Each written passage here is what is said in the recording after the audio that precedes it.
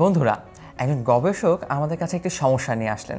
সমস্যাটা হলো তিনি একটি কূপ দেখাচ্ছেন, সেই কূপের ভিতরে একটা বুদবুদ দেখাচ্ছেন এবং তিনি বললেন যে এই বুদবুদটা যখন এই জায়গায় আছে, তারপর যখন এটা উপরে উঠে যায় তখন এর আয়তন আগের যে আয়তন ছিল তার থেকে দ্বিগুণ হয়ে যায়। তো ওনার প্রশ্ন হলো, এই প্রথমে যখন এই বুদবুদটা এখানে ছিল তখন সেটা কত গভীরতায় ছিল? এইটা ছিল আমাদের গবেষকের প্রশ্ন।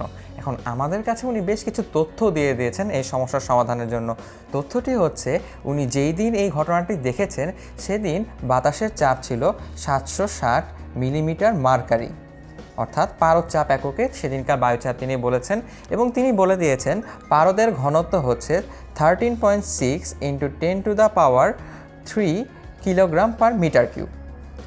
তো এবং উনি বলেছেন ওই দিনকার তাপমাত্রা স্থির ছিল। তাহলে বন্ধুরা বলো তো, আমরা এখন কোন সূত্র ব্যবহার করে এই জিনিসটা সমাধান করতে পারি? যেহেতু এটা নলকূপের ভিতরে একটি বুদবুদ, তার মানে এটা অবশ্যই একটি গ্যাস।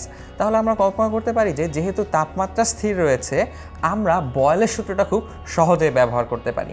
তাহলে বয়েলের সূত্রটা কি, ঝটফট লিখে ফেলি চলো। P1V1 = P2 V2, এটা হচ্ছে আমাদের বয়েলের সূত্র। এখন দেখার বিষয় হচ্ছে আমরা কোনটাকে কি ধরব। ধরা যাক এটা যেহেতু প্রাথমিক অবস্থা, তাহলে এইখানে যে বুদবুদের আয়তন সেটাকে আমরা V1 হিসাবে ধরতে পারি। তাহলে পরবর্তীতে যখন বুদবুদটা এখানে আসলো তখন আমরা ধরতে পারি সেটা হচ্ছে V2। এখন আমাদের গবেষক বলেই দিয়েছেন যে এই বুদবুদটা যখন এই উপরে চলে এসেছে তখন তার আয়তন হয়ে গিয়েছে আগের আয়তনের 2 গুণ। তাহলে আমরা V2 সমান লিখতে পারি 2 V1, V1 যেহেতু আদি আয়তন। এখন আমরা আসলে একটু চাপ নিয়ে চিন্তা করি।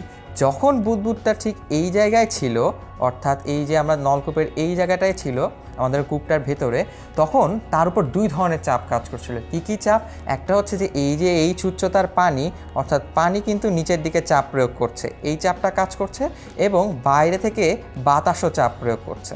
তাহলে P1 সমান আমরা লিখতে পারি বাতাসের চাপ যোগ পানির চাপ। বাতাসের চাপ কতটুকু হবে? বাতাসের চাপ হচ্ছে যে আমরা মার্কারি চাপটা দেখতেই পাচ্ছি, সেটা হবে H1ρ1g, কারণ আমরা চাপের সূত্র শিখেছি P = H ρg। এখন H1 দ্বারা বোঝাচ্ছি আমরা পারদের উচ্চতা, এই যে 760 মিলিমিটার মার্কারি।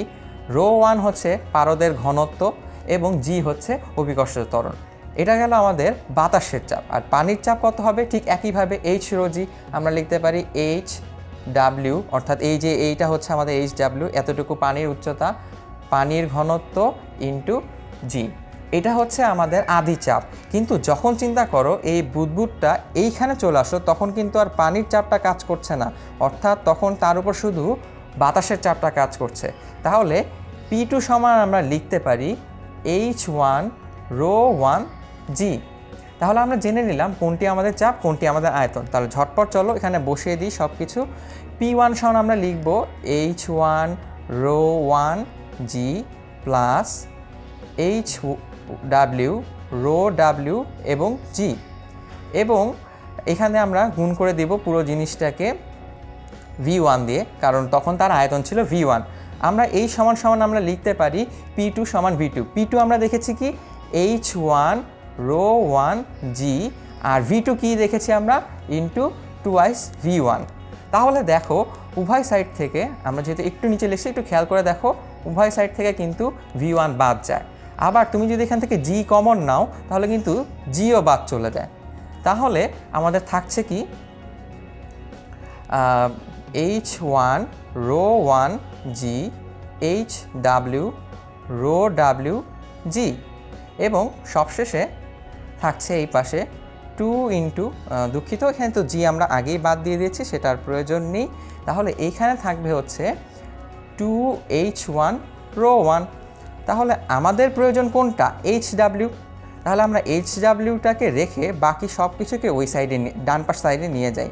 তাহলে দেখো H1ρ1কে যদি এখানে নিয়ে আসো তাহলে বিয়োগ চিহ্ন হবে, ফলে আমরা বলতে পারি সেটা হয়ে যাবে H1ρ1। আর এই যেখানে পানির ঘনত্ব সেটা ভাগ আকারে চলে আসবে এই জায়গায়।